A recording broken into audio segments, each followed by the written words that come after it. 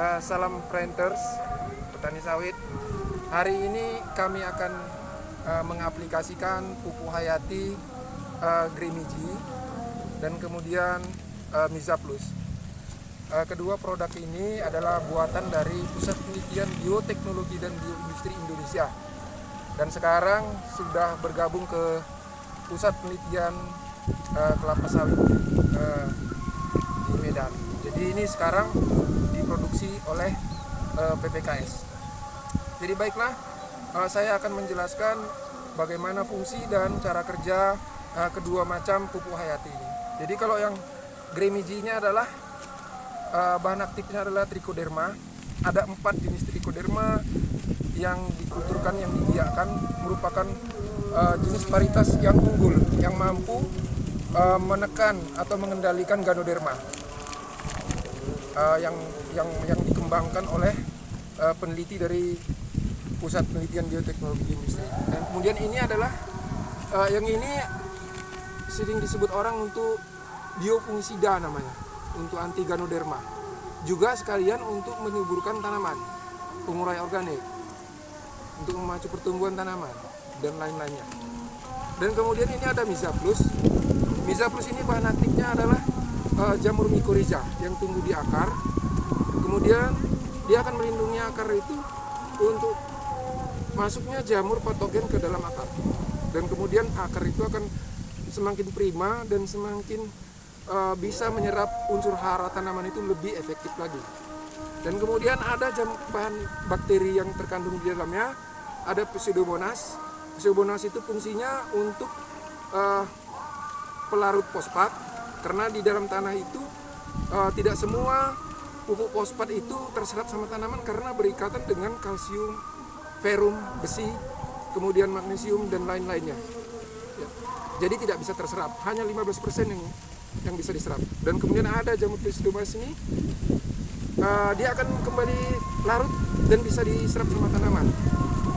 Nah itu Pseudomonas. Kemudian jamur Azotobacter itu penambat nitrogen. Jadi nitrogen yang ada di alam ditambat oleh bakteri Azotobacter tadi.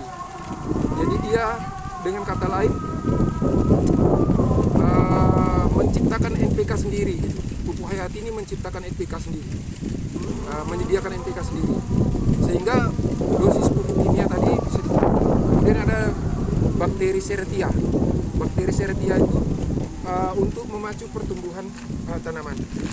Dan bagaimana dosisnya? Dosisnya ini kebetulan sudah tanaman PN, MN, masuk MN. Untuk tanaman MN per tanaman dosisnya 80 gram Gremiji, kemudian 80 gram Miza Plus tadi. Dilubangi, kemudian setelah dilubangi diusahakan mycorrhizanya tadi, agak ini untuk trichoderma. Jadi kalau mycorrhizanya tadi di sini Pak, nah di sini dia bahasa dalam kali, nah, di sini ini mycorrhiza, dan di sini nih yang Gremiji tadi, Gremiji sini yang di luar ini Gremiji. Jadi kalau Gremiji itu adalah trichoderma, artinya jamur yang hidup di tanah, jamur tanah. Jadi dia harus hidupnya di dalam tanah, dikubur di tanah. Kalau mycorrhiza tadi diusahakan tersentuh akar. Jadi dia biar supaya terinfeksi akarnya, hidup di akar. Setelah ini diharapkan akan mengurangi dosis pupuk kimia, ya 30% dihemat. Kemudian tidak perlu lagi memakai antifungisida kimia, misalnya yang sebut saja produk-produk yang lain ya, tidak saya sebutkan. Jadi dia sudah ada biofungisida, jadi dia bersifat bio, hidup, dan menolak jamur-jamur patogen yang lain. Jadi ini dia, kita coba, ini baru 1 bulan dipindah dari PN ke MN. Dengan harapannya kesuburannya akan semakin tambah dan bisa berfungsi baik di lapangan nanti, apalagi setelah replanting untuk siklus pertama atau kedua. Harapannya tidak Ganoderma itu terkendalikan, jadi tidak sempat membusukkan